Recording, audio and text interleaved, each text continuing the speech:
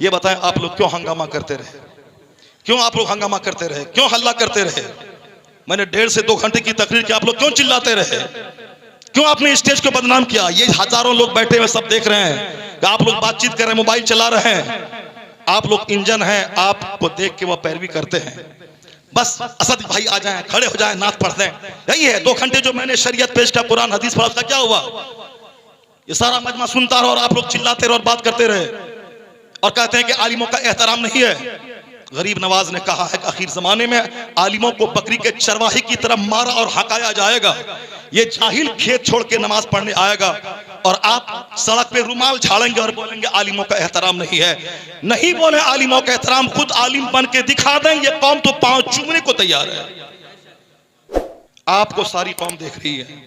मैं कुछ नहीं बोला आपको इस 2 घंटे के दरमियान में। बहुत चिल्लाया आपने, बहुत बोला आपने, आपने जलसे के तकद्दुस को पामाल किया है आपने। जब आप दीनी गुफ्तगू का एहतराम नहीं करेंगे, फिर आपका एहतराम कौन करेगा?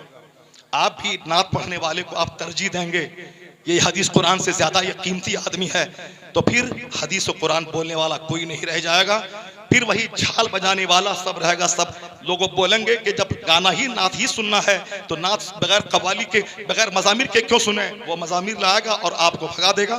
कव्वाली यहाँ होगी, कुछ दिन के बाद कव्वाली हटा दी जाएगी और बंबई से नाचने वाली लड़की आएगी, बोलेगा आप कव्वाली में मजा नहीं रहा, लड़की आएगी तब। इसीलिए उन दिनों से रोकने के लिए नात खानी 10% हो, 90% कुरान हदीस की बात होनी चाहिए।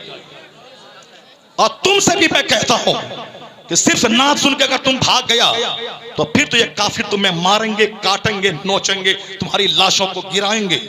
यही इस्लाम सिखाता है कि गाना गाएं। अगर तुम नात सुनने के बाद भागेगा, नात सुनना जरूरी नहीं है, कुरान सुनना जरूरी है, हदीस सुनना जरूरी है, बुजुर्गों की बात सुनना जरूरी है। और जो जरूरी है उसको बोलेगा जल्दी से खत्म करें, जल्दी से असद भाई को लाएं, जल्दी से नात सुने, फिर वो होगा। यहाँ तकरीर नहीं होगी, बंबई से रंडी आएगी और नाचेगी, वो काम हो जाएगा। इसलिए बर वक्त उसको रोकना होगा, बंद करना होगा। पीलीभीत इलाके में यहाँ उर्स की मजलिस में शेख चिल्ली आया और वो तबला बजा के सिर्फ लतीफा सुना के हंसाता रहा। मैंने कहा इसके जिम्मेदार वो कॉमेडी बोलने वाला मौलवी है।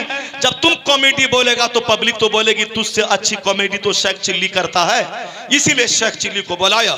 जब तुम कुरान हदीस बोलेगा तो शेख चिल्ली नहीं आएंगे, कव्वाल नहीं आएंगे, पब्लिक भी सुनेगी। जो जरूरी है उसको जरूरी समझिए, जो गलत है उसको गलत समझिए। अल्लाह ताला जलसों का एहतराम करने